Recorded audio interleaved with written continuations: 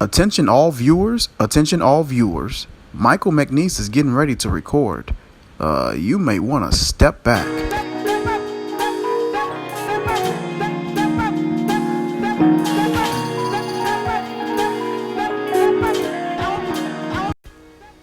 Hey guys, so in this video we'll be making a vegan meat substitute out of wheat gluten and chickpea flour.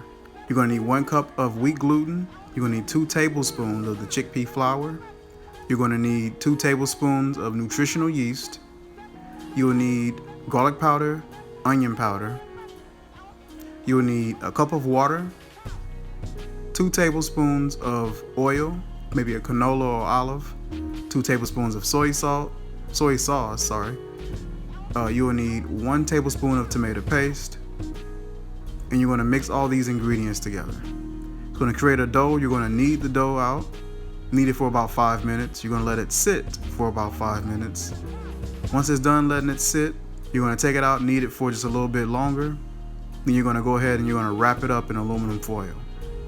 If you have parchment paper, wrap it in the parchment paper first. If not, just give the aluminum foil just a little bit of oil before you place it in the oven. You're going to place it in the oven for 50 minutes on 325 degrees.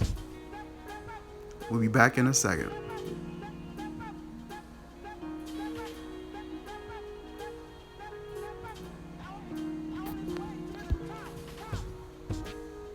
I'm looking to create more of a probably like a cheese steak sort of texture with the meat mixture. Either looking to create that sort of a texture or a steak, or you can even use it as chicken strips, or if you want to make chicken nuggets or chicken bites. Just creating a meat substitute that we can make at home that doesn't have a lot of harmful chemicals in it or anything like that. We know the process that's going on with it because we're using the ingredients that we have to create it ourselves. A lot of my friends don't really care for tofu and stuff like that, so this is a good alternative to be able to make different sandwiches and maybe salads for them, maybe wraps or tacos, or maybe different nachos and things like that for them that doesn't have the tofu in it. Also, it gives the person who is thinking about becoming vegan a good alternative to use, and it gives them that creative outlet as well. Also, for those of you who aren't too afraid of tofu and you're kind of looking for something that's a little bit firmer, Walmart usually has tofu. It's the extra firm for like $1.84 or something like that. Take it out the pack, drain the water out, and put it in maybe little sandwich bags or something like that, and throw it in the freezer.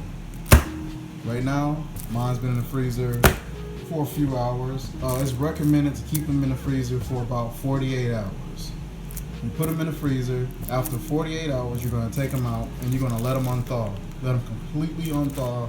And once they're unthawed, you're going to press them and you're going to drain out as much water as you possibly can. Placing them in the freezer, it does something to where it draws the water a little further, closer together, I believe. So when you drain it, it catches a lot of that excess water out of it. It's easier to drain when you first buy it.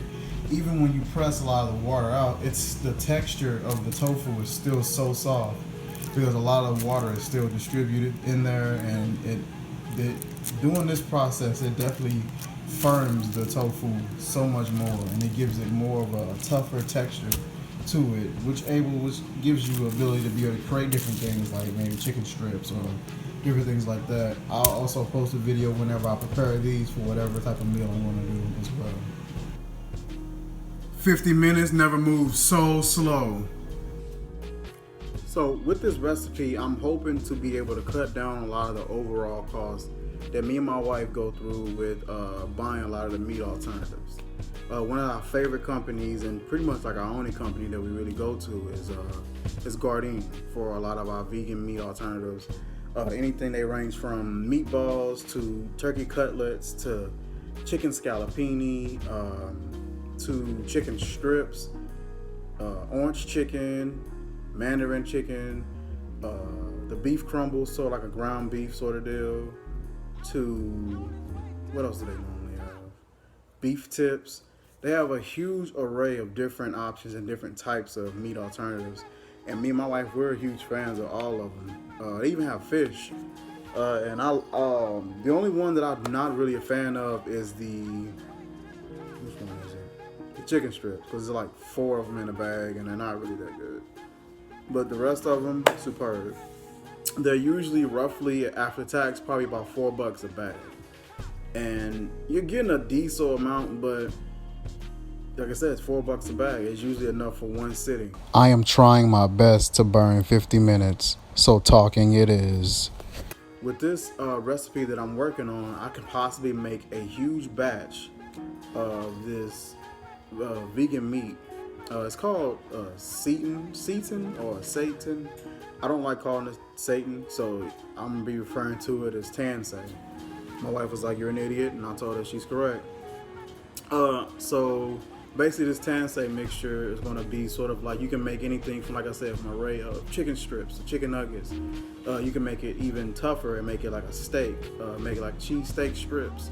If you get the proper seasoning, you can probably try to emulate like a lamb for gyros, which I really, really, really want to do that. I love gyros, so I'm looking forward to that as well. But with me making a mixture, making a huge mixture of it, I can make a huge bag of it and just put it in the freezer. The shelf life in the freezer is about 3 to 5 months, which is plenty of time for me to make meals and meal prep and make dinners, different wraps and sandwiches, nachos, tacos, all those sorts of things. So we'll see how everything turns out. Oh, it's finally done. Gee, it took forever. So we got our mixture out of out the freezer, out the oven. It is hot. We're gonna see how this turned out. It feels a little firmer. Okay. It actually could stand to stay in there a little while longer, but it's actually kind of firm, especially on the bottom.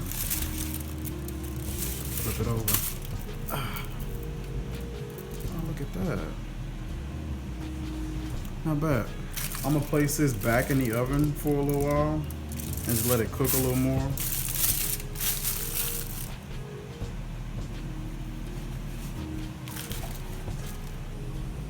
It's out the oven.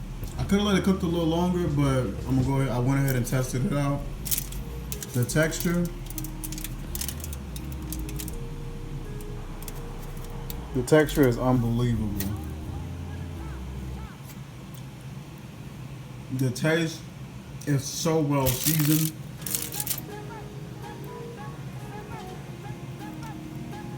This is extremely good. I'm so amazed that I made this.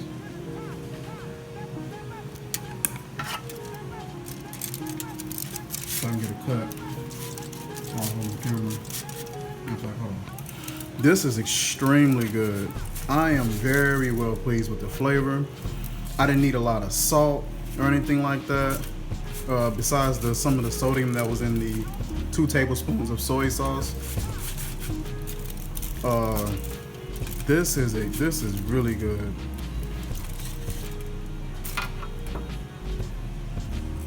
And it cuts well.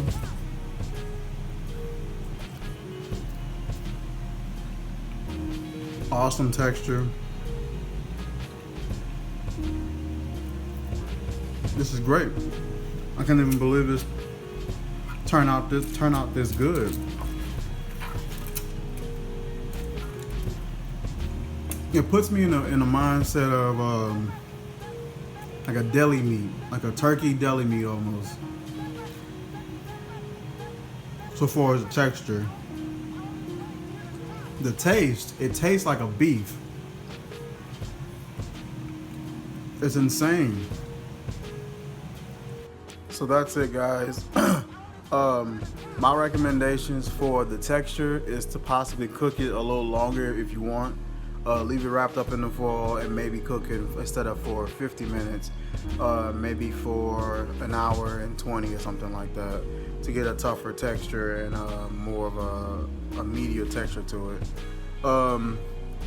Leaving it out, it does dry pretty quickly if you leave it out for an extended period of time.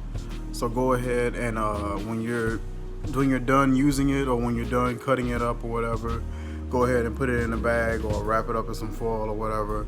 Store it in the fridge. I think in the fridge is good for maybe a week, and in the freezer is good for up to 5 months. But yeah, that's pretty much it. Check my video out on YouTube. Like, comment, subscribe, and everything. And I will see you guys later. Peace.